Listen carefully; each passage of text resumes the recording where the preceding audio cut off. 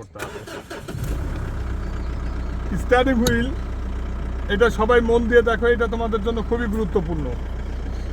Steering হুইলটা আমরা ধরবো always এই দুই সাইডে হাত রাখবো।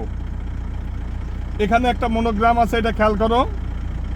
এই অংশটা যখন উপর দিকে থাকবে, ইভেন এখানেও একটা স্টিয়ারিং হুইলে একটা মার্কিং দেওয়া আছে। এইটা যখন এইভাবে সোজাসুজি থাকবে তখন আমরা মনে করব যে গাড়ির চাকা সোজা আছে। অর্থাৎ সোজা রাখার জন্য এই মনোগ্রামটা খেয়াল করব। ইভেন এই যে এখানে একটা মার্কিং পয়েন্ট আছে, এইটা যদি আমরা মাঝামাঝি রাখি এইভাবে, সেক্ষেত্রে গাড়ির চাকা সোজা থাকবে। এখন ধরার জন্য আমরা এইভাবে ধরবো। তো তোমাদের যখন ঘোরাতে বলি তখন তোমরা অনেকেই দেখি বামে ঘোরানোর সময় যে এইভাবে করো, এভাবে করে ঘোরানো যাবে না। আবার ডানে ঘোরানোর সময় এভাবে ধাপুর ধুপুর করে শব্দ হয়, এইভাবে স্টিয়ারিং ঘোরানো যাবে না। আবার অনেকে কি করে এক হাত দিয়ে এইভাবে ঘোরাচ্ছে, এটাও ঘোরানো যাবে না। তাহলে ঘোরানোর জন্য আমরা কি করব, এটা হলো সোজা। এবার খেয়াল করো যে কীভাবে আমরা ঘোরাবো। সঠিক নিয়ম হলো এই যে যেভাবে দেখাচ্ছি এই অনুযায়ী এভাবে ধরে যদি আমরা বামে ঘোরাই এইভাবে, আবার যখন ডানে ঘোরাবো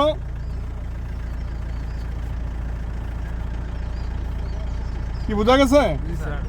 এখন কতটুক বামে ঘুরবে আর কতটুক ডানে ঘুরবে এবার খেয়াল করো। এটা আছে কি মাঝামাঝি আছে না? এখন যদি আমরা ডান দিকে ঘুরাই, দেখো এইটা যদি ঘুরে এখানে আসে তাহলে কি এক রাউন্ড। এবার দেখো, আচ্ছা তার আগে আমরা শুরু থেকে দেখি। এটা ছিল সোজা, এবার দেখো এক রাউন্ড হয়েছে। এবার দেখো দেড়, দুই কিন্তু হয় না, দেড় হয়। আবার এদিকে এই যে হলো এক, সমান সমান।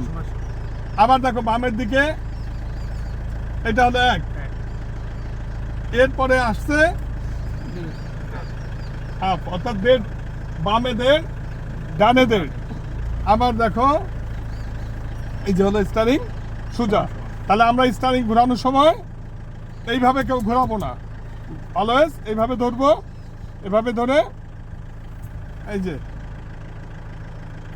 বামে ঘোরানোর সময় এই হাতের শক্তি থাকবে, আর ডানে ঘোরানোর সময় এই যে দেখো যেখান থেকে এই যে এরকম। কি বোঝা গেছে? তাহলে স্টিয়ারিং ঘোরানোর ভুল যেন আমাদের রান্না হয়।